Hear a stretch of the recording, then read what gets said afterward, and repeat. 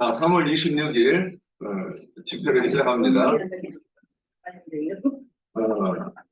요한복음 4장 1절에서 14절까지 우리가 말씀을 나누고 있습니다.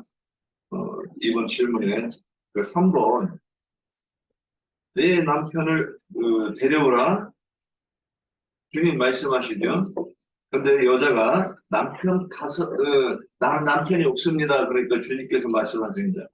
네 말이 옳도다. 네가 남편 5이 있었는데 지금 있는 이도 내 남편이 아니로다. 이렇게 말씀하셨는데 1번, 그 3번에 1번. 성경은 주님과 몸된 교회에 대해서 말씀하실 때 남편과 아내로 이렇게 말씀하십니다. 근데 여기서 5 남편, 또 지금 있는 남편도 내 남편이다 하면 지금 이걸 무엇을 말하는 건지, 누구를 말하는 건지, 우리가 성경에 의미하는 주님의 의도대로 이거를 이제 설명을 우리는 이해를 해야 되고, 복음을 전할 때는 또 이렇게 말을 해줘야 됩니다. 그러면 우리가 이걸 어떻게 설명할 건지 한번 설명해 봅시다. 남편 5과 지금 있는 이가 누구인가? 예, 참여하세요. 이 사마리아 여자의 가장 큰 관심은 오늘 그 본문의 20절에 우리 조상들은 이 산에서 예배하였는데 당신들의 말은 예배할 곳이 예루살렘에 있다 하더이다 이거죠. 그래서 오늘 이 사마리아 여자가 가장 궁금한 것은 그래서 도대체 우리가 예배할 곳이 어디입니까? 라는 것이잖아요.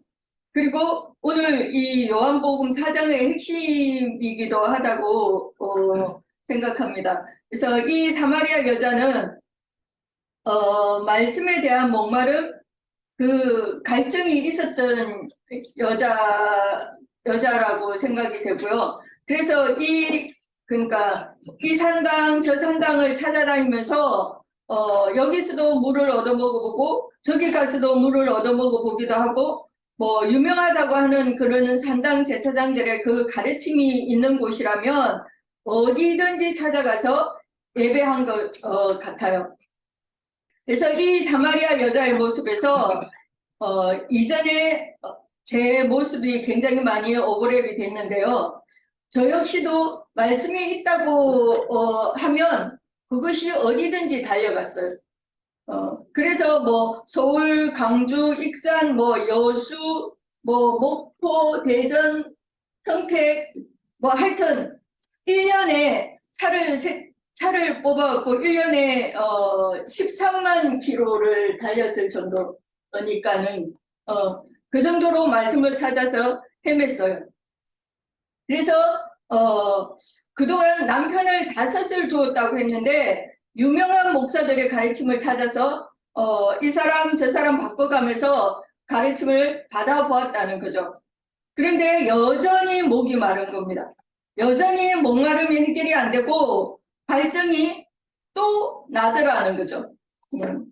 그렇다고 해서 이 여자는 하나님을 완전히 버리지는 못하는 거죠. 갈증이 해결이 안 된다고 해갖고 내가 하나님 자체를 버리고 세상으로 완전히 나가버리지도 못하는 거예요. 그래서 하나님을 완전히 버리고 떠났다가는 내가 어떻게 될까봐, 잘못될까봐. 그러니까 이러지도 저러지도 못하고 교회만 왔다 갔다 하는 그런 기독교계에 그런 교인들이 얼마나 많습니까? 18절에 지금 있는 자, 그러니까 네 남편이 바로 여호와 하나님이죠. 그러니까 여호와 하나님을 버리지도 못하는 거예요. 그러니까 그나마 말씀에 갈급함이 있고 목마름이 있는 사람은 이 예배당 저 예배당 이 기도원 저 기도원을 막 쫓아다녀 보는 거죠. 그런 생활을 하다가 드디어 더 이상 이제 남편을 키우지 않아도 되는 그런 참 남편인 우리 예수 그리스도를 만나서 참 생명의 말씀을 만나서 정착해서 예배하고 있는데 이제는 잠시만요. 이제는 더 이상 남편을 갈아치울 일이 없는 거예요. 이곳 이제 그 기름 붓는 집이 마지막 이제 정착지이고 이곳에서 참 남편에게 이제 예배를 하고 있는 겁니다. 그래서 다섯 남편이라는 것은 지난주에 우리가 말씀을 나눌 때에 열왕기하 17장 24절 말씀을 읽어봤잖아요. 그죠? 그러니까 아수르 왕이 바벨론과 구다와 아와와 하맛과 스발와임 이 다섯 곳을 정복해서 그곳 청년들을 북왕국 사마리아 땅에 주둔해서 살게 하고 또 이스라엘의 청년들도 그곳 여러 나라에 가서 살게 그렇게 만들면서 이스라엘 사람들이 많은 이방 잡신들도 섬기고 여호와 하나님을 또 겸하여서 섬기면서 아수르와 살만에셀의 그 계획대로 혼혈족, 즉 잡족이 되기도 했지만 무엇보다도 그들의 영혼을 더럽히게 하는 그러니까 이스라엘의 신앙을 변질시키게 되었던 거죠. 그래서 오늘날 기독교에게는 5대 종파라고 해서 뭐 장로교, 감리교, 뭐 성결교, 순복음, 뭐 여호와 증인, 뭐 그런 등등의 5개의 교단들마다 각자 다른 교리를 가지고 가르치고 있습니다. 그러니까 다른 교리라는 것은 한마디로 그것이 다른 신들이죠. 신.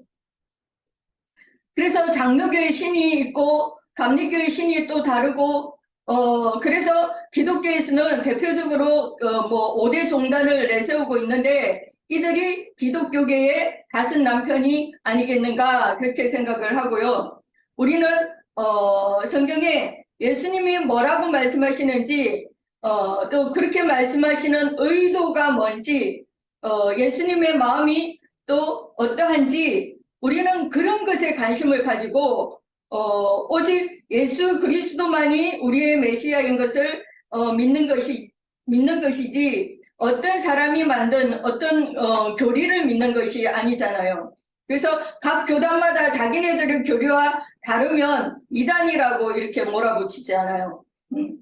그래서 요즘 굉장히 핫하게 요즘 나는 나는 신이다라는 그 프로그램을 통해서 JMS가 옛날에 한번 떠들썩했는데 요즘 또다시 JMS 그 정명석이 굉장히 떠들썩하더라고요. 그래서 자기네가 그 JMS 그 단체 그 자체가 큰 음료이면서 그게 보니까 신천지 이단은 출입을 금한다고 그렇게 붙여놨더라고요. 네. 저도 이전에 기독교계 그 장로교단에 있으면서 그 똑같은 포스터지를 저도 붙여놨었거든요. 그래서 우리는 누구를 만나는가가 얼마나 중요한 문제인가를 정말로 깨달아야 되고 어디에서 어떻게 예배 생활을 할 것인가 이것이 얼마나 중요한 일인지를 깨달아야 하는 거죠. 그래서 결론적으로 오늘 질문에 예수님이 말씀하신 네 다섯 남편이라는 것은 기독교계에서 말하는 육신적인 그런 남편을 말하는 것이 아니라 영적인 남편을 예수님은 말씀을 하시는 것이죠. 그래서 믿는 사람이나 믿지 않는 사람이나 많은 사람들이 기존 기독교계 교회라고 하는 곳에서 예배하는 것은 그것을 당연하게 생각하고 우리 같이 이렇게 집에 있는 교회를 실천하면서 이런 가르침을 전도를 하면 오히려 이상하게 취급을 합니다. 우리는 이런 잘못된 편견부터 깨부셔야 하는 그런 책임이 우리한테 있는데 이것이 너무나 견고한 진이라고 생각이 되어져요. 너무 진짜 단단하게 부딪혀서 진짜 뭐라 그럴까 바늘도 안 들어가고 하여튼 쉽지가 않은 일이라 이렇게 생각이 되어집니다. 네, 여기까지 말씀드리겠습니다. 3번에 4번까지 같이 이 옥경자매가 답을 해주셨는데 또 다 얘기했습니까? 그러니까 금방 김옥경 자매님이 말씀을 하신 그 말씀이 그 다음 이 23절이라는 말씀이에요. 아멘입니다. 네. 너무 다들 목말랐어요. 예, 예. 자매님이 하신 말씀 너무 우리에게 타당한 말씀이에요. 그래서 이게 이제 우리가 항상 우리가 이제 여기서도 우리 전에 그 동생도 여기 참여하고 그러는데 이제 항상 이렇게 우리가 누군가하고 내가 누군가한테 이걸 가르치면 하는 이런 것이 그러니까 첫째는 게 나한테 가르치는 거고 그다음에 누군가 가르치는 것을 상정해서 우리가 이렇게 이제 설명을 이렇게 잘 했으면 좋겠다 이런 생각을 하고 저는 요 다섯 남편 여기에 대해서 이 얘기할 때 다섯 남편과 지금 있는 남편에 대해서 얘기할 때 첫 번째 아까 인용한 대로 11개 17장 24절 살만한 이스라엘이 이 왕국을 정복해 조사를 해보면 아수르가 정복한 나라가 32개 나라가 33개 나라가 돼요. 그러니까 엄청난 제국이에요. 그런데 그 중에서 다섯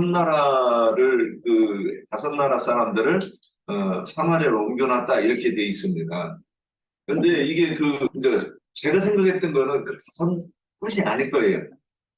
이게 추측이 다섯이 됐는지는 모르겠지만 가나안 땅에서도 7 족속이라고 했는데 실제는 10개 족속이에요. 근데 7개 족속만 세워놓고 가나안 7 족속 이렇게 해놨단 말이죠. 그럼 시사하는 바가 있는 거죠. 근데 여기서도 이렇게 5 족속을 얘기해놨어요. 그럼 왜 5 족속을 얘기해? 전 민족을 얘기하는 거는 그 민족을 지배하는 정신적인 신앙을 얘기하고 있는 거라고요. 그래서 사람도 속지만 신앙도 섞으려고 하는 의도를 가지고 있었다는 거죠. 근데 그래서 신앙의 남편이다 그러고 우리가 기독교인들한테 이런 얘기를 하면 그들이 쉽게 이게 이해가 되겠는가? 그러면 이제 우리가 근거를 제시해야 돼요. 창세기 2장 21절에 보면 찾아봐도 돼요, 이건. 여호와께서 아담을 깊이 잠들게 하시고 그의 가죽대를 뽑아서 여자를 만드시고 이렇게 말씀했단 말이에요. 그리고 그 말씀과 이어서 에베소 5장 31절 33절로 보면 그러므로 사람이 부모를 떠나 그의 아내와 합하여 그 둘이 한 육체가 될지니 이렇게 되어 있다고. 아담이 하나님께서 여자를 이끌어 아담에게 보내주니까 아담이 보고 뭐라고 했습니까? 제가 보기에는 그래 팔짝팔짝 뛰면서 좋아했던 것 같아요. 이는 내 살 중에 살이요 뼈 중에 뼈가 다 그렇게 말한단 말이에요. 근데 그 얘기를 에베소 5장 31절 33절에서 말씀하실 때 뭐라고 하면 32절 이 비밀이 크도다 나는 그리스도와 교회에 대해서 말하노라 이렇게 돼 있단 말이에요. 그래서 이 남자와 여자에게는 그리스도와 교회에 관한 것을 항상 우리는 시켜가지고 이렇게 이해를 해야 된다 이렇게 말해놓고 이제 그러므로 이 5 남편은 그들의 신들을 얘기하는 거다 이렇게 얘기하는 거예요. 그래서 그 신들 그러면 지금 있는 남편도 네 남편이 아니다 옥경장은 다 설명했지만 그래서 우리가 대부분 많은 사람들 중에 기독교에서 미덕이 뭐냐 미덕이 한 교회 오래 섬기는 거. 그래서 그런 말이죠. 본교회에서 예배드린다. 그러죠. 우리 옛날 이런 말 많이 했잖아요. 그러니까 이 얘기는 뭐예요? 우주적으로 교회가 하나고 주님의 몸된 교회가 있는 미국에 있든 여기 있든 하나다 이런 개념이 정립이 되어 있으면 진리로 정립이 되어 있다고 그러면 저는 옛날부터 그게 굉장히 편했어요. 아니 오히려 명절 때가 되면 자기가 전도받고 거기서 성장했던 어렸을 적에 신앙생활했던 그곳에 가서 인사도 하고 그 가난한 시골교회 헌금도 해주고 오고 이번 달 11조는 거기다 한번 내고 오고 이게 훨씬 더 뭐라고 할까 좀 성경적이고 인간적이고 그렇지 않을까요? 저는 그런 생각을 했었어요 옛날에. 그래서 이건 이 교회주의다 이런 얘기를 많이 했다가 많이 이렇게 배척을 받았던 생각이 나요. 그래서 근데 그렇게 어떤 한 교회를 오래 섬기는 것이 그 미덕이다 이렇게 생각을 하니까 중간에 나가는 사람은 뭐라고 하느냐? 배신자 이런 식으로 이렇게 취급하지 않습니까? 그래 놓고 나서 연락도 끊으라. 그러니까 연락하면 싫어하죠. 목사님께서. 그러니까 이게 우리가 이 참된 신앙이 아니죠. 그런데 어떤 사람이 그러면 현 남편을 줄 수 있느냐는 거죠. 그러니까 목마름이 해결이 안 되니까 그래서 여기서 내가 말씀이신 하나님에 대한 것이 그러니까 그게 뭔지도 모르지만 하여튼 이건 아닌 것 같은 거예요. 그래서 베드로 후서 2장의 7절부터 보면 이제 세대에서 나오는데 베드로 사도가 뭐라고 되어 있느냐.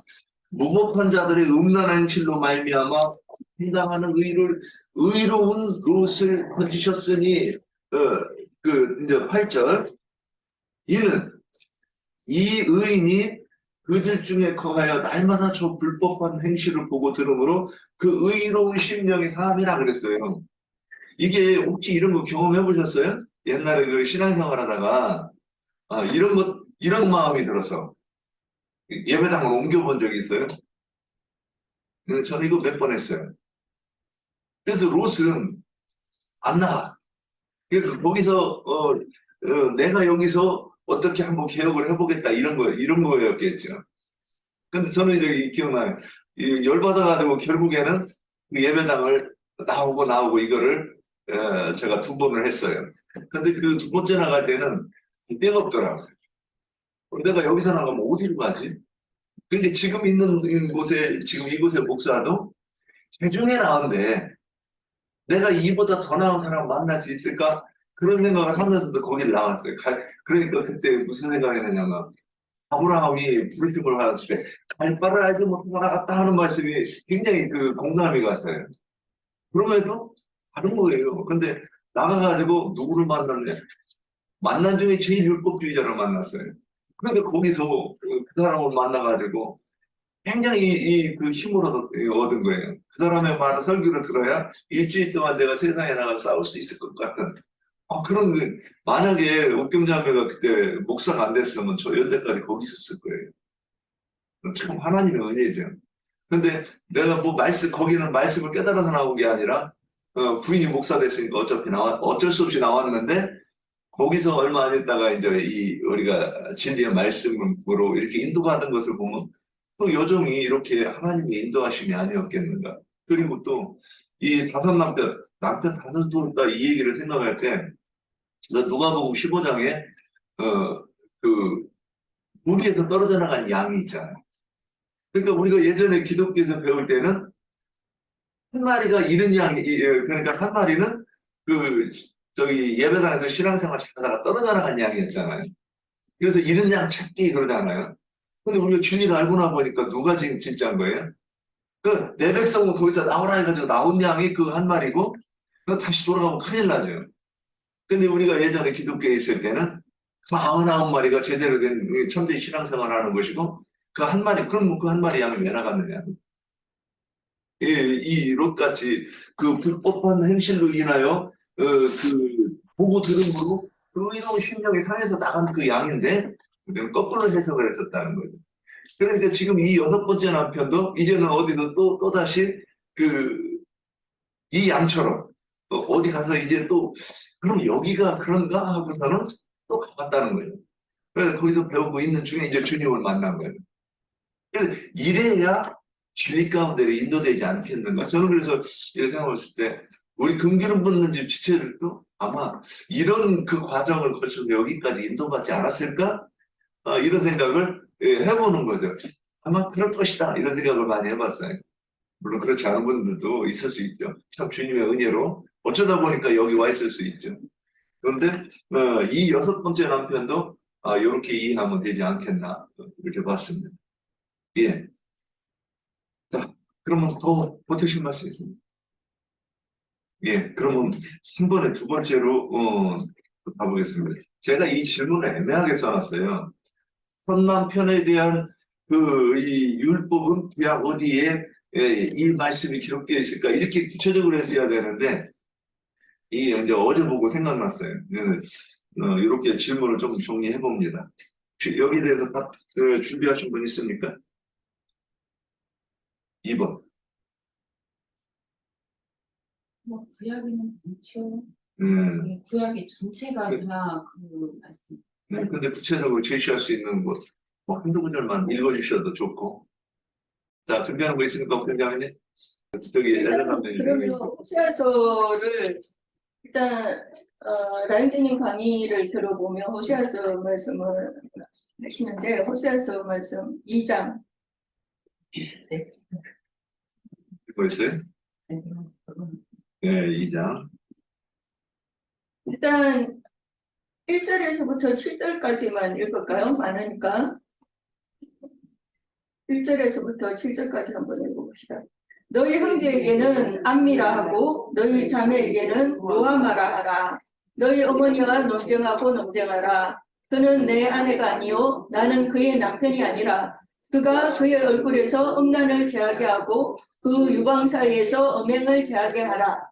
그렇지 아니하면 내가 그를 벌거 벗겨서 그 나던 날과 같게 할 것이요 그로 강야같이 되게 하며 마른 땅같이 되게 하여 목말라 죽게 할 것이며 내가 그의 자녀를 긍휼히 여기지 아니하리니 이는 그들이 음란한 자식들이니라. 그들의 어머니는 음행하였고 그들을 임신했던 자는 부끄러운 일을 행하였나니 이는 그가 이르기를 나는 나를 사랑하는 자들을 따르리니 그들이 내 떡과 내 물과 내 양털과 내 삶과 내 기름과 내 술들을 내게 준다 하였음이라. 그러므로 내가 가시로 그 길을 막으며 담을 쌓아 그로 그 길을 찾지 못하게 하리니 그가 그 사랑하는 자를 따라갈지라도 미치지 못하며 그들을 찾을지라도 만나지 못할 것이라. 그제야 그가 이르기를 내가 본 남편에게로 돌아가리니 그때에 내 형편이 지금보다 나았음이라 하리라 그랬는데요. 여기 특히 2절 3절 이렇게 말씀을 보면 우리가 앞에 열왕기하 17장에서도 우리가 확인을 했잖아요. 열왕기하 17장에서도 확인한 바와 같이 이스라엘이 이방 신들에게 가서 예배를 해가면서 여호와 하나님도 겸하여서 섬긴다고 했습니다. 그죠? 근데 본래 이스라엘은 여호와 하나님의 아내였지만 자꾸 간음을 하는 거예요. 그래서 여기 사마리아 여자도 지금 있는 남편 외에 아슨 남편이 있었던 것처럼 북이스라엘 사람들이 섬기던 그런 다른 신들에 대해서 예수님이 네 남편이라고 이렇게 말을 한 것이지 육신적인 남편을 말한 것이 아니었죠.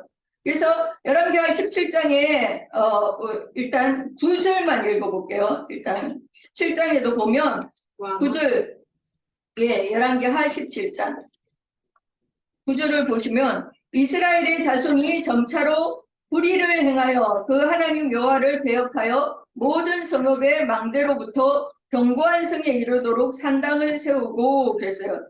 이스라엘이 점차로 문제가 된 것이 각지에다가 예배당, 성당, 뭐 이런 산당들을 다 세웠다는 거죠. 그래서 산당이 있으면 거기에는 반드시 그 산당에 그 제사장이 있기 마련이잖아요. 그죠? 예배당이 하나 세워지면 목사가 하나 세워지는 거잖아요. 그래서 결국 그래서 5대 종파가 나오죠. 실제는 뭐 우리가 대표적으로 5대 종파라고 이렇게 말하지만 종파가 굉장히 많죠, 사실.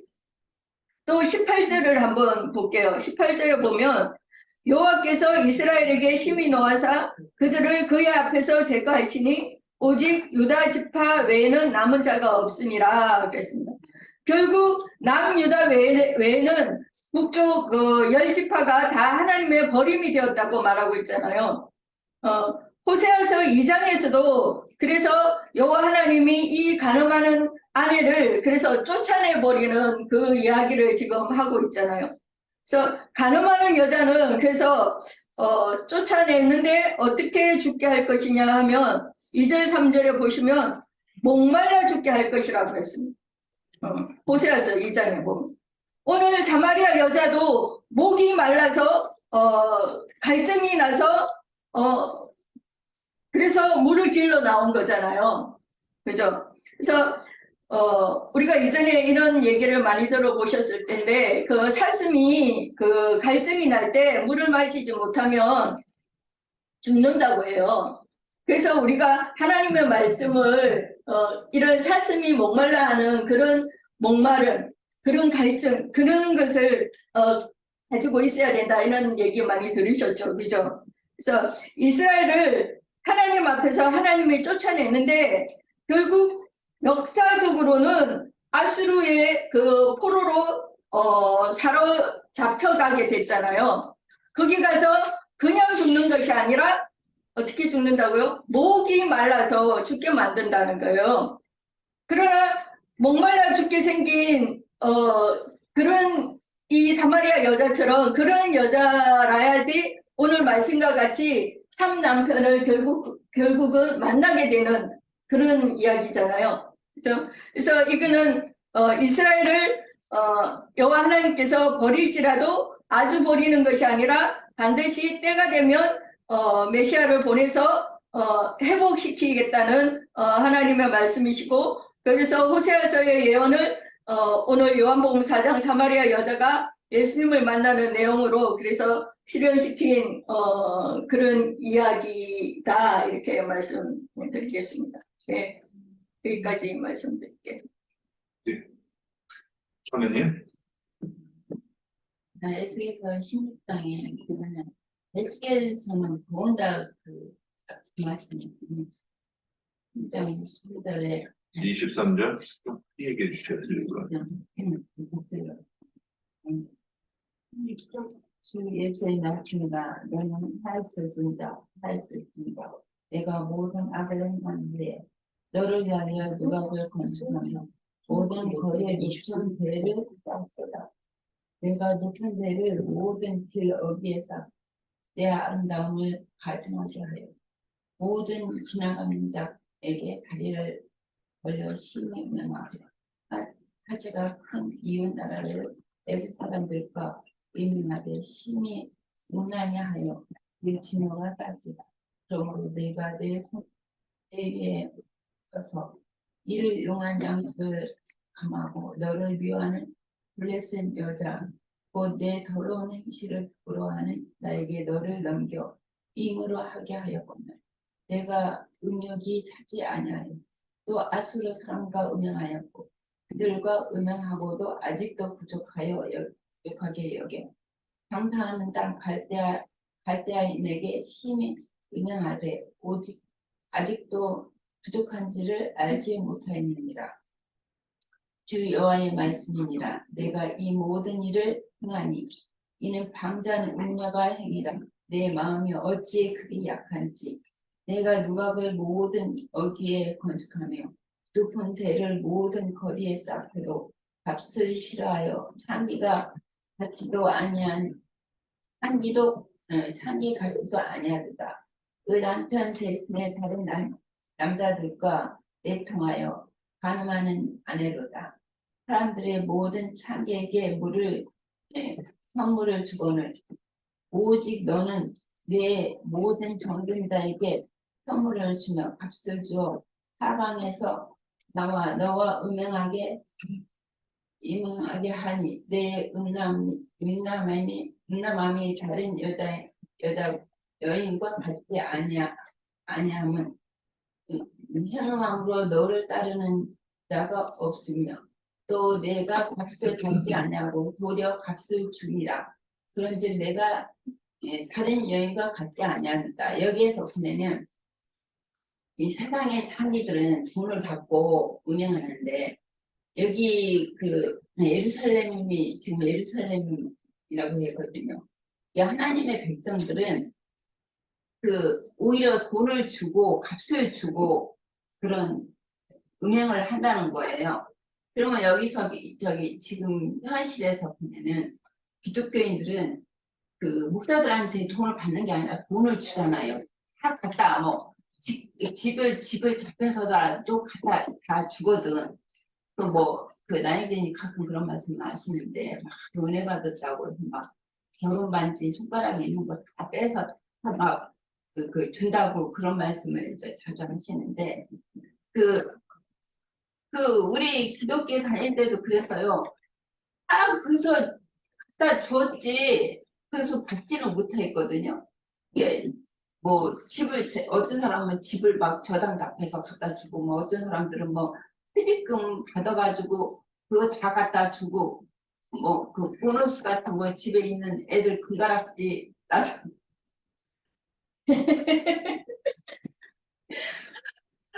풍이라고 자국할 일이 웃을 일이 아닙니다. 나도 집에 이렇게 다닐 때 애들 그 저기 불반지 그거 가지고 얘기 하나 봐. 그러다가 이것도 저기 10원 한 장이라도 내가 갖고 있으면 안 되지.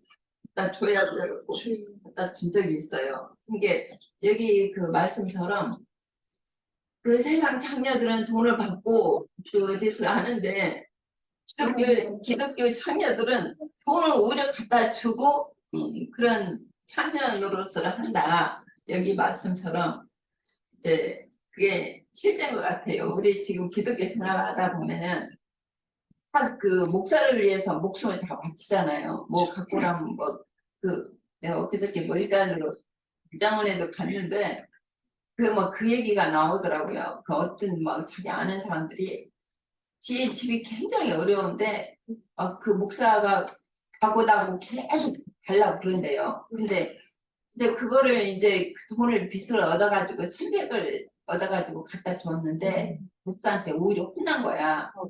이것밖에 안 갖고 왔냐고 더 갖고 오라고. 그러면서 내가 그래서 그 목사들한테 왜 이렇게 속냐. 그들은 주님이 오셨을 때도 절도요 강도라.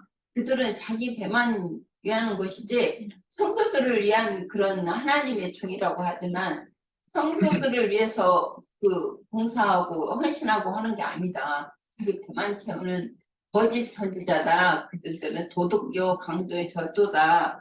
하나님 주님께서 먼저 온 자들은 다 강도의 절도라고 했다. 그래서 그런데 속지 말아야 된다. 속지 말라면 뭘 어떻게 해야 되냐? 말씀을 알아야 된다. 뭐라는 줄 알아요? 여호와 증인이래요. 나보고. 네. 우리 말씀을 모르기 때문에 그런 사람들한테 속는다. 나도 그 옛날에는 그 말씀을 몰랐었는데 말씀을 알고 보니까 그건 다 틀린 거더라. 말씀을 바로 알고 깨달아야지 그들한테 절대 속지 않는다. 이제 그런 말을 했어요. 근데 나보고 여호와 여호와 증인 아까도 이렇게 성경 말씀 갖고 얘기한대요. 여호와 증인들도 성경 말씀 갖고 얘기한대요. 그게 내 기독교인들은 너무 무식한 거야. 그래서 나도 옛날에 그런 생활을 했지만 정말 성경을 전혀 모르고 목사 말만 전적으로 믿는 거예요. 그러니까 목사가 이러라면 이러고 저러면 저러고 다 그런 것이야. 그러면서 뭐라고 하죠? 자기들 입으로는 이제는 그쪽 교회 안 간대. 다 이제 지어놓은 거 깨끗하게 막 다 새로 해놓은 그런 데 가야 돈을 달라고 왔는데 그게 왜 건축원금이라고 막 돈을 달라고 왔는다.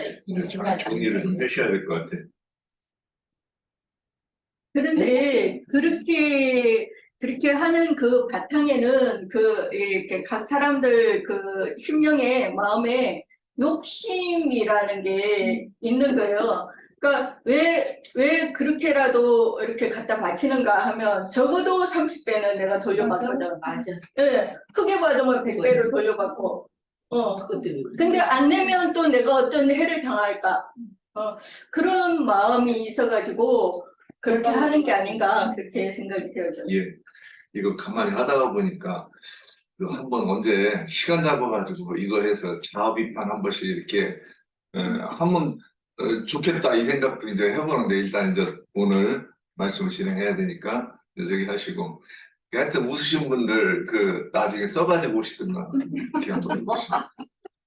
그러니까 아까 이제 애자사모님 말씀하셨는데 존놈이 있지. 예.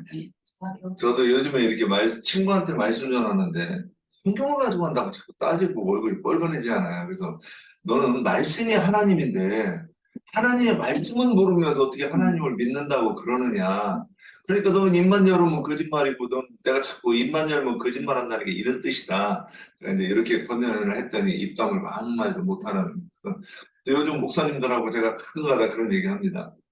어저께도 컨테이너 싣고 가서 이제 이번에는 아는 척을 안 하고 내가 이렇게 이 기독교 교회를 안 다닙니다. 그렇죠.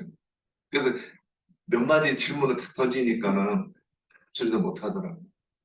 근데 정직했으면, 아, 그러네, 잘못됐네, 그랬을 거예요. 자, 그 2번에 대한 그 질문을 제가 한번 조금만 더 정리해 볼게요. 율법에 이제 출애굽기 20장 1절에 보면 10계명의 첫 번째 계명이 뭐죠? 너는 나 위에 다른 신을 잊지 하지 말라. 이 계명에 대한 것을 저는 10계명 쭉 내려오는 것이 2번, 3번 이게 거기에 대한 설명이 아닌가 이제 이렇게 생각을 하고 그렇게 이해가 좀 되는 부분이 있어요. 아, 그래서 너는 나 위에 다른 신을 섬기는 것은 어떻게 하는 것인가? 그래서 다른 공중의 새와 땅의 짐승과 또 땅 아래에 있는 그 물속에 있는 그 짐승의 형상을 만드는 것은 그게 나 위에 다른 신을 있게 하는 것이죠. 그러니까 부모를 공경하지 않는 것이 그런 것이고 또 이웃의 아내를 탐하는 것이 그 여호와를 잊게 하는 것이니까 이렇게 이해를 해서 이제 그렇게 했어요. 자, 그 다음에 이사야 46장 보면 한번 우리 볼까요? 제가 옛날에 그 전도여행 간다고 그 교회 다니지 2년 됐을 때 전도여행 간다고 하니까 목사님이 이거를 보여주면서 그런 성경 구절을 아느냐 그래가지고 그때 이거 보고서 읽었던 건데도 기억을 못했던 거예요. 이사야 46장 46장 1절부터 몇 절만 볼게요. 거기에 어떤 사람이 산에 가서 나무를 잘라가지고 와서 지금 뭔 짓을 하는가 한번 보세요. 배는 엎드러졌고 누구는 구부러졌도다. 그들의 우상들은 짐승과 가축에게 실렸으니 너희가 떠매고 다니던 그것들이 피곤한 짐승의 무거움침이 되었도다. 그들은 구부러졌고 그들은 일제히 엎드러졌으므로 그 짐을 구하여 내지 못하고 자기들도 잡혀갔느니라. 야곱의 집이여 이스라엘 집에 남은 모든 자여 내게 들을지어다. 배에서 태어남으로부터 내게 목핀 너희여 배에서 남으로부터 내게 없는 너희여 너희가 너희를 이르기까지 내가 그리하겠고 백발이 되기까지 내가 너희를 부를 것이라. 내가 지었은즉 내가 올 것이요 내가 풀고 하여 내리라. 너희가 나를 비기며 누구와 짝하며 누구와 비교하여 서로 같다 하겠느냐. 사람들이 무엇에서 수단하며 은을 저울에 달아 도장에게 도장에게 주고 그것으로 실을 만들게 하고 그것을 엎드려 경배하며 그것을 들어다 어깨에 메어다가 너희 처소에 두면 그것이 보이고 거기서 능히 움직이지 못하며 그에게 부시려도 능히 답하지 못하고 고난에서 구하여 내지도 못하느니라. 예, 여기까지요. 제가 기억한 것이 다른 곳에서는 어떤 사람이 산에 가서 나무를 베어와요. 그래가지고 그 나무로 불을 떼요. 그래놓고 그 일부를 가지고 닦아서 몸무게 모셔두고 거기서 얘기하면 그것이 듣지도 못하고 그러니까 기도하니까 그럼 뭐라고 하면 듣지도 못하고 그러니까 안 들리니까 답답하는 못 알아들으니까 답답하대. 그리고 움직여서 구해주지도 못한다 이런 말씀이 있어요. 근데 여기 그 46장 그 1절에서 보면 뭐라고 돼 있어요?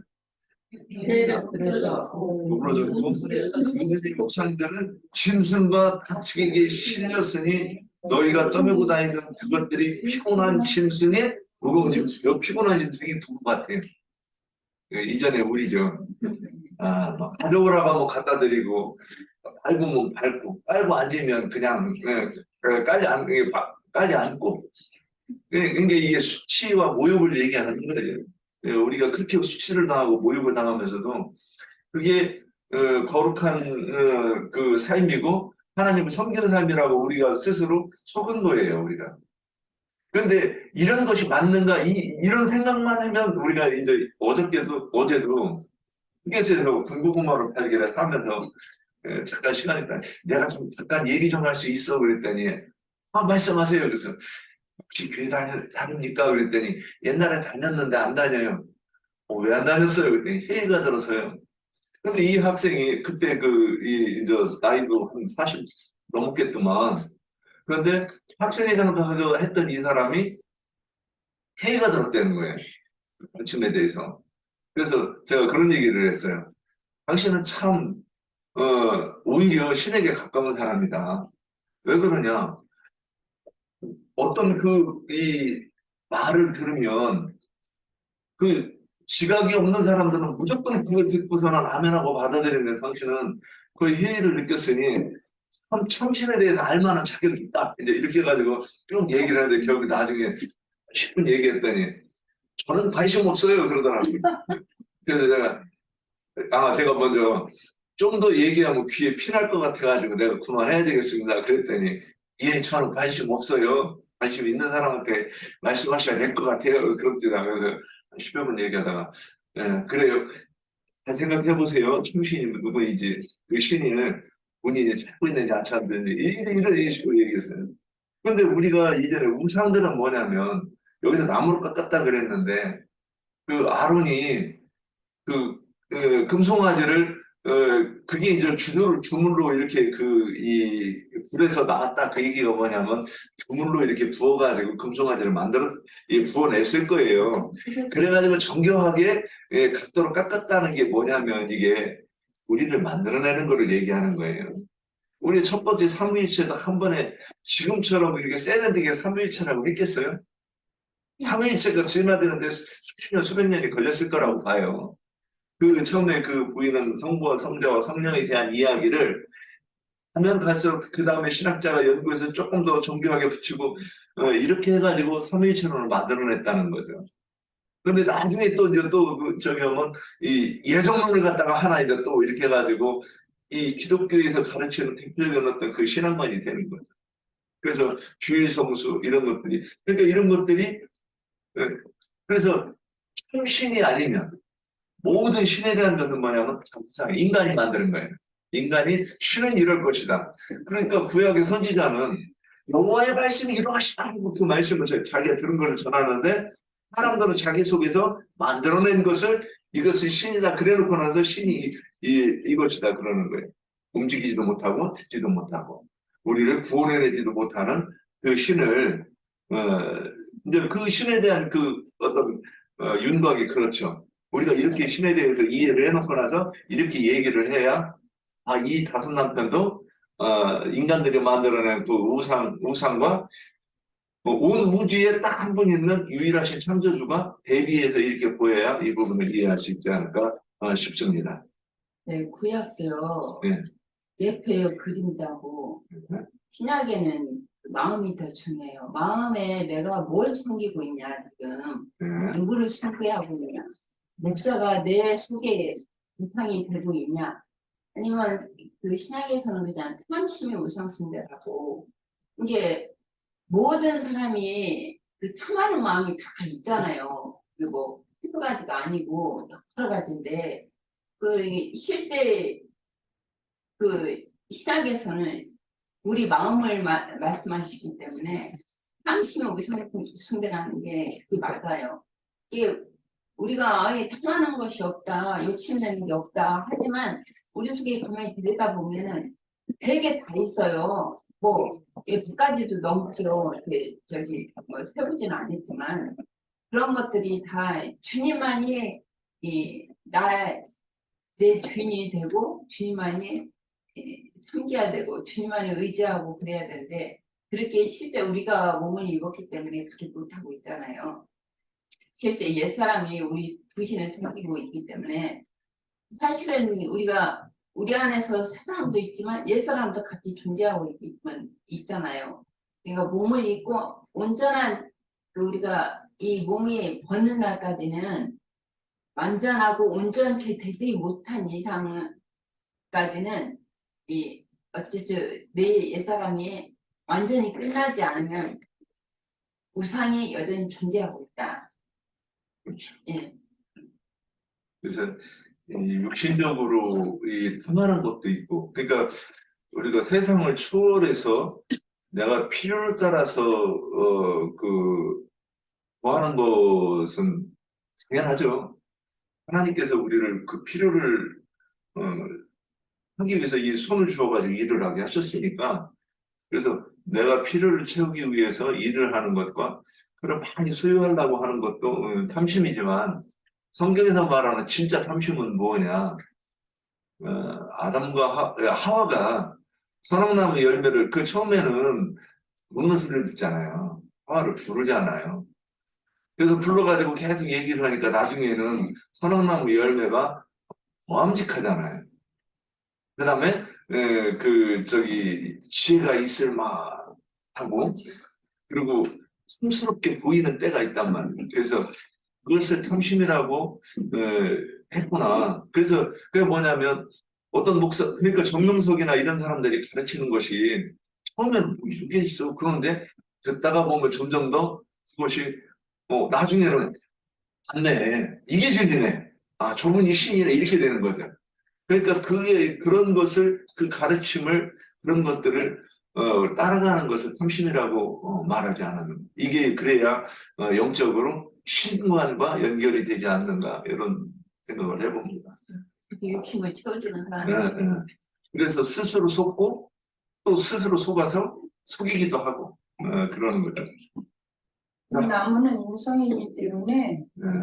수원학을 알게 하는 나무는 육신적인 옛사람이 바라보는 것과 겉없는 속사람이 바라보는 것 달라요. 예수를 믿어도 주님은 신학에서 우리에게 생명중의 영으로 오셨고 진리 깨닫게 하러 오셨는데 육신의 겉을 안에 하나님 말씀을 대할 때는 그것이 탐스러워 보이고 그런 걸로 인해서 까먹게 되는데 속는 것은 거짓 선지자한테 속는 거예요. 이렇게 육신의 눈으로 보면은 신약에서는 신의 정욕, 암흑의 종에게 생기지 않은 말이죠. 그래서 이게 뭔가 자기에게 유익되는 거예요. 그러니까 주님은 반대로 우리 옛사람을 꺾어버리고 끝내버리기 위해서 반대로 하기 때문에 영에 속한 사람은 생명나무 열매가 있지만 육신에 속한 사람은 하나님을 알게 됩니다. 오늘날도 여전히 주님에게 나왔어도 그 영의 인도함을 받지 못하는 겉사람은 거기에 범직하고 모험죄를 방치할까 하는 탐스러움을 떠나는데 그게 선악을 알게 하는 지금 라는 것까지 주님 다 깨우쳐 주시고 네 남편을 데려오라고 그랬는데 왜 데려오라고 하셨을까? 이제 유추해서 말씀을 해요. 우리가 여기 30년 이렇게 말씀 듣고 그랬으면 어떤 질문을 하든지 막 할 말이 너무 많아야 돼. 막 며칠씩 대답을 할 수 있어야 된다고. 막. 전 남편이 있었고 네. 지금 있는 남편은 현재 살고 있어. 아니 지금 그 기독교에 나가고 있어요.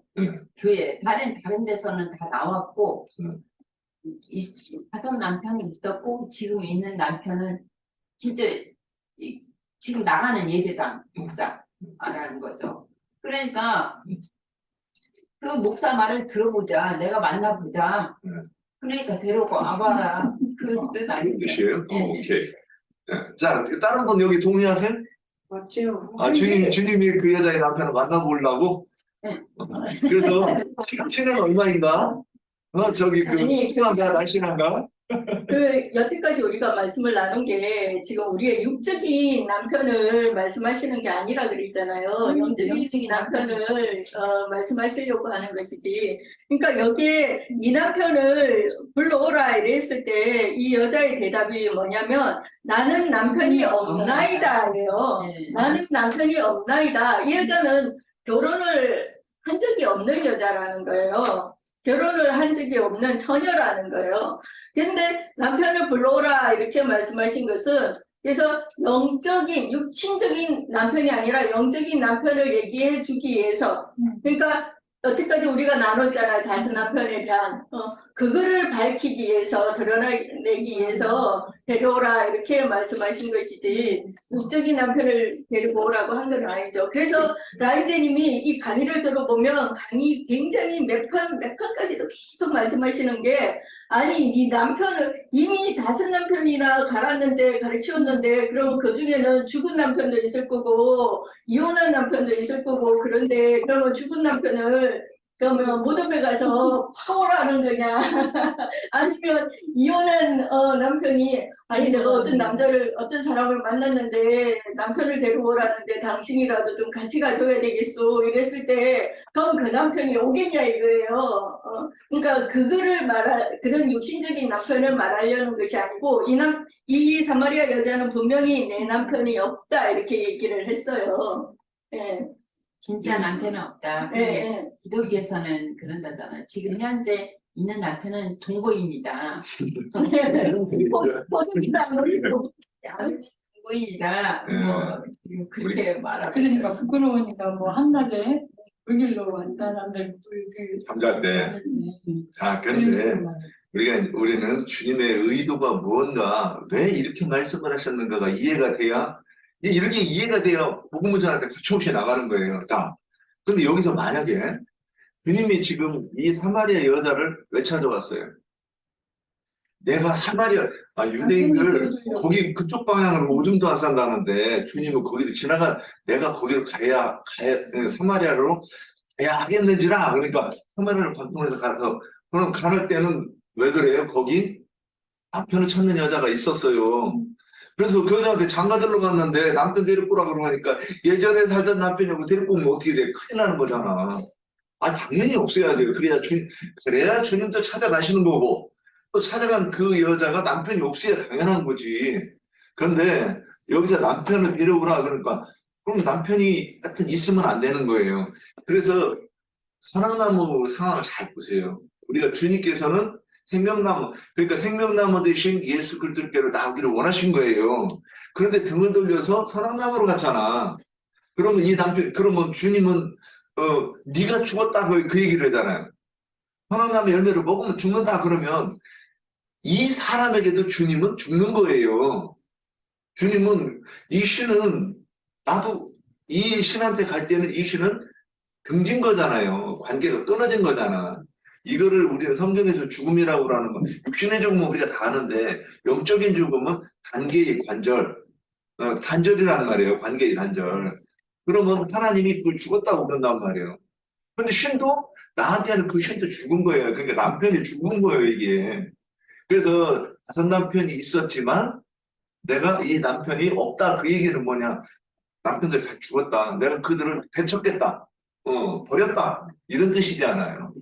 그래서 남편은 아니다. 예, 예. 일본 남편이다. 이 사마리아 여자가 가장 궁금한 것이 제가 처음에도 얘기했듯이 자기가 이미 이 산당 저 산당 5 산당을 이렇게 거칠 정도로 그렇죠. 그러니까 내가 어느 곳에 가서 예배를 해야 되나 제사를 지내야 되느냐 이게 가장 큰 이 여자의 관점이잖아요. 예.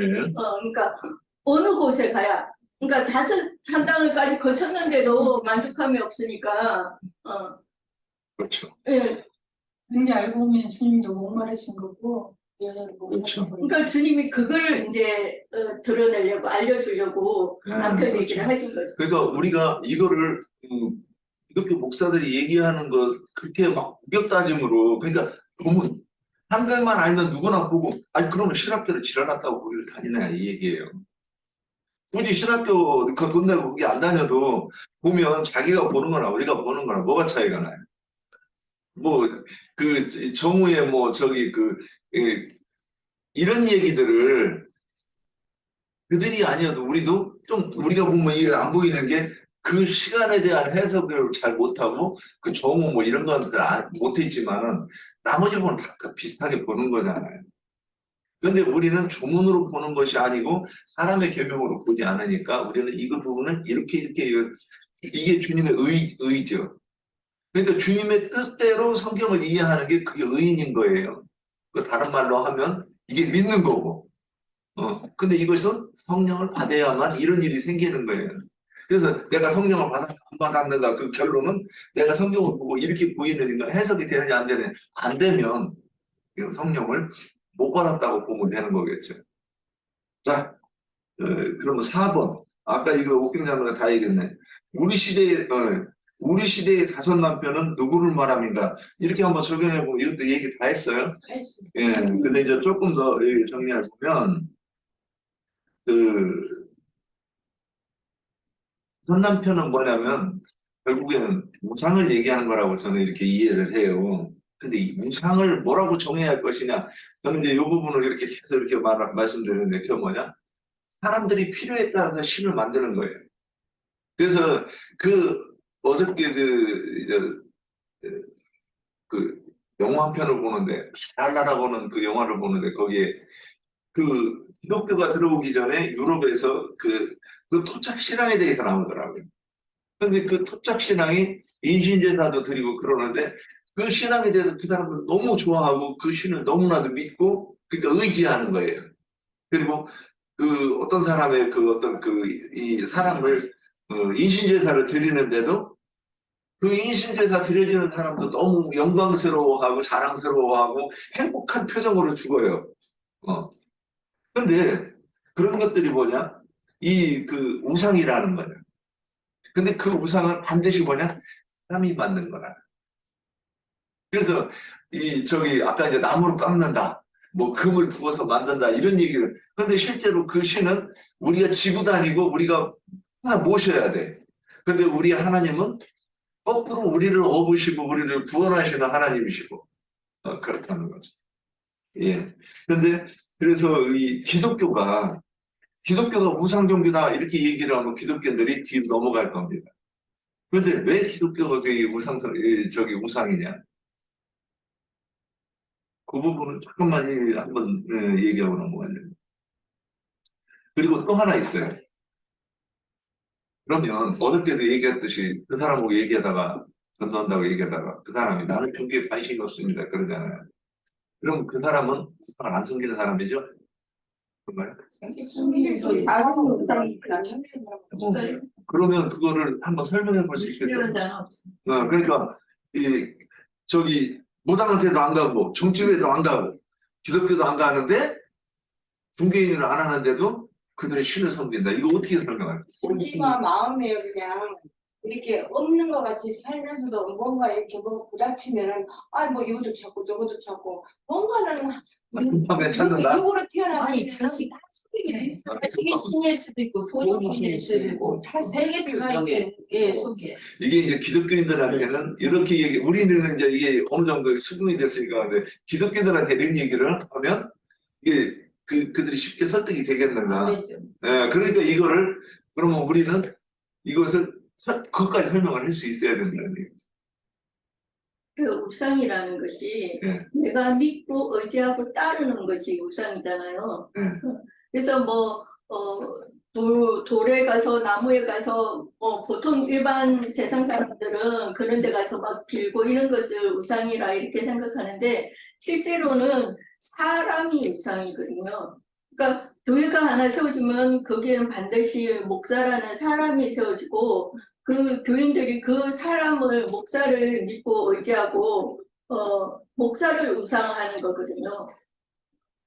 안 믿는 사람들 얘기를 했는데 그럼 안 믿는 사람들도 목사는 아니지만 그건 아니지만 아까 우리 자매님들이 얘기한 것처럼 자기 자식이 될 수도 있고 친구가 될 수도 있고 자기가 믿고 의지하는 것들이 있단 말이에요. 근데 보통 세상 사람들은 나무 붙여, 돌 붙여, 나무 못 깎아놓은 거 그런데 앞에 가서 비는 것을 우상이라 생각하기 때문에 나는 우상을 섬기지 않아 이렇게 얘기를 하지만 실제로 자기 각자의 마음속에는 다 그런 우상들이 있죠.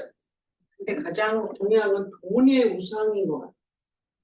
돈을 써야 되고 물론 쓰는 건 쓰는 거지만 돈을 좋아하잖아. 관심이죠. 필요하기도 하고. 필요하기는 해도 필요는 좀 넉넉하게 좀 여분으로 주면 더 좋지. 이제 이런 거죠. 근데 제가 이제 요즘 들어서 이제 그런 생각을 많이 해봐요. 저는 예전에 제가 제 자식이 아닌 그 아이를 이제 제가 10년 키운 적이 있다고 제가 그러죠. 그 아이한테 놀란 게 뭐냐면 걔한테도 법이 있더라 이거죠. 그래서 옥경자매가 바나나를 까줄 때는 꼭지를 잡아가지고 딱 제끼면 이게 딱 벌어지니까 그걸 이렇게 까준 거예요. 그럼 어느 날 얘가 이제 말을 못해요. 근데 제가 봤더니 바나나를 불쑥 비밀은 거예요. 이게 뭐예요? 까달라는 얘기잖아요. 알아들었어요. 그래서 저는 어떻게 까냐, 거꾸로 잡고서는 꼭지부터 까요. 아니, 저기 그 꽃잎 맺히는 데부터 까요. 근데 애가 뒤집어졌어요. 자, 이게 뭐냐. 그 아이한테는 법이 있는 거예요. 인간이 바나나를 깔 때는 당연히 이게 저희 할머니가 그 까줄 때처럼 꼭지를 잡아가지고 이렇게 까는 게 법인 거예요. 근데 그러면 이제 거꾸로 잡아갔다고 깠다고 칩시다. 그냥 집어 드시면 되는 거 아니에요. 그런데 뒤집어져가지고 웃는 건 뭐예요? 지금 책망하는 거잖아요. 들켜면 안 된다, 잘못됐다, 이 법이잖아요. 법이 적용되는 거잖아요. 자, 예전에 그 제가 걸리버 여행기를 읽는데 거기에 보면 말도 안 되는 장면이 나와요. 소행국에 갔더니 거기서는 그 두 나라가 해대로 원수가 되어 싸우는데 싸우는 이유가 뭐예요? 삶은 계란을 뭉툭한 쪽부터 까는 민족이 있고 뾰족한 것부터 까야 된다고 하는 민족이 있는 거예요. 그런데 두 나라가 그것 때문에 싸우는 거예요. 이게 뭐예요? 법이 적용되는 거예요. 자, 우리는 성령의 법, 죄와 사망의 법 둘 중에 하나란 말이죠. 그래서 우리는 그러면 이 뭐예요? 뭘 가지고 얘기하는 거예요? 신에 대한 것이. 그런데 믿지 않는 사람들도 나름대로 옳고 그름이 있어요. 그래서 우리 민족은 전 세계적으로 굉장히 도덕적인 그 관점이 수준이 높아요. 왜 그랬을까요? 영향을 미친 게 유교가 들어와서, 그래서 이 성리학이 들어와서 우리가 굉장히 그 어떤 그 도덕적 수준이 전 세계적으로 높아요, 우리 민족이. 그럼 그게 뭐냐? 근데 그들은 그래서 기독교가 들어왔을 때 이들이 생각을 했을 때 기독교가 말도 안 되는 것도 많죠. 제사 지내지 마라. 뭐 또, 제가 요즘 생각해서, 아니, 우리 이 조선 사람들이 어떻게 성경을 믿고 예수를 믿는다거나. 형이 잘 부삭 없이 죽으면, 이 계대 결혼 같은 거, 이거 어떻게 받아들이고 예수를 믿는다고 하는 거지? 그냥 이 사람은 성경을 제대로 안 읽고 대충 읽고 뭐 이랬을 거라고 보는 거예요. 어느 날 예수 믿고 난 다음에 생각해보니까 그래요. 이걸 우리나라 이 조선 사람들이 어떻게 이걸 받아들였지? 저는 이런 생각을 해보는 거예요. 그런데 또 받아들였어. 신기한 거예요. 그런데 이런 것, 이 옳고 그름에 대해서 내가 옳고 그름으로 생각하는 것들이 다 있어요. 그런데 그것이 뭐냐? 이들은 의식하지 못하지만 그게 그 신의 법이 내 속에 법으로 적용되는 것 아닌가. 또한 어저께 이제 그런 얘기를 했었어요. 당신이 신이 있다고 하는 거를 왜 어떻게 설명할 수 있겠는가? 나 이렇게 설명할 수 있겠다. 남자와 여자가 좀 저기 유년만 넘어가면 남자는 여자를 보면 얼굴 붉어지고 가슴이 뛰고 저기 끌리고 여자는 또 남자를 보면 그렇고 왜 그러느냐 이유는 모르지만 그런다. 신이 그렇게 법을 조물주가 그렇게 해놨고 생육하고 이 종족 보존하고 생육하고 번성하는 거 신의 뜻이기 때문에 그렇다. 그러니까 당신은 신에 대해서 인식하지 못하지만 당신은 신이 정한 법대로 사는 것이고 그리고 그게 궁금할 것이다. 나는 어디서 와서 어디로 가는가. 이것이 그러니까 우리는 신을 인식하지 못하도 신에 대해서 신을 추구하는 것이 이 모든 살아있는 존재들이다. 제가 이제 이런 식으로 이렇게 얘기를 좀 했어요. 뭐 납득이 될지 안 될지는 이렇게 모르겠는데 어찌됐든 사람은 옳고 그름을 추구하니까 옳음을 추구하니까 그 옳음이 무엇이 법이고 그것이 결국에는 신을 찾는 것 아니겠는가 좀 이런 생각을 좀 해봤어요. 이 부분은 좀 더 우리가 신에 대해서 이렇게 이해하는 쪽으로 한번 좀 얘기를 나누고 싶어가지고 조금 더 얘기를 추가했습니다. 자, 그러면 이제 시간이 좀 많이 됐습니다.